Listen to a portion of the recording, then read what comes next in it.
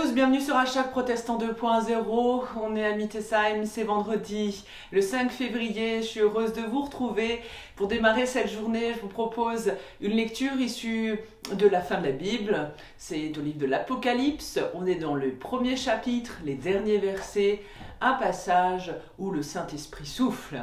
Et il nous est dit: « Je suis Jean, votre frère, uni comme vous à Jésus. Je suis votre compagnon dans la détresse. Le royaume et la persévérance. J'ai été exilé sur l'île de Patmos à cause de ma fidélité à la parole de Dieu et à la vérité révélée par Jésus.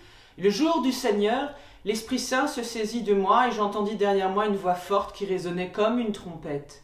Elle disait: « Écris dans un livre ce que tu vois et envoie le livre aux 7 églises suivantes, Éphèse, Smyrne, Pergame, Thyatire, Sardes, Philadelphie et Laodicée. » Je me retournai pour voir qui me parlait, alors je vis 7 lampes d'or. Au milieu d'elles se tenait un être semblable à un homme. Il portait une robe qui lui descendait jusqu'aux pieds et une ceinture d'or autour de la taille. Ses cheveux étaient blancs comme de la laine ou comme de la neige, et ses yeux flamboyaient comme du feu. Ses pieds brillaient comme du bronze poli purifié au four. Sa voix résonnait comme de grandes chutes d'eau.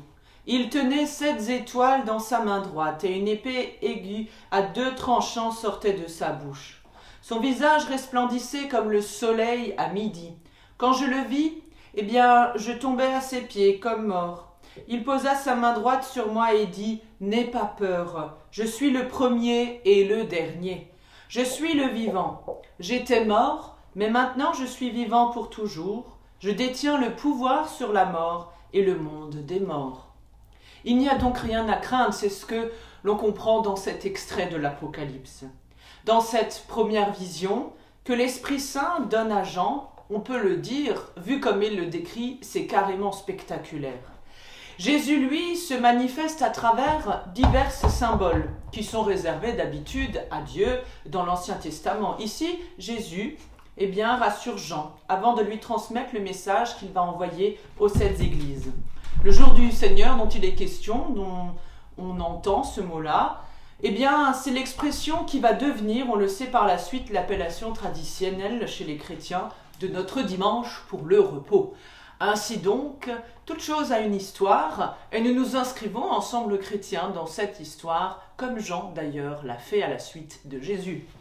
Et je vous propose la prière du jour, une prière assez courte, une prière qui nous vient d'Alberthe de Lisle.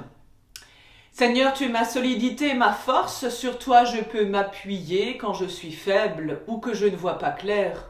Tu ne changes pas même si moi je suis ballotté par les flux et les reflux de la vie. En toi je demeure dans la confiance, je ne perds pas pied dans l'instant présent. Oui, je garde confiance et espérance dans l'avenir, dans l'inconnu et dans l'inattendu.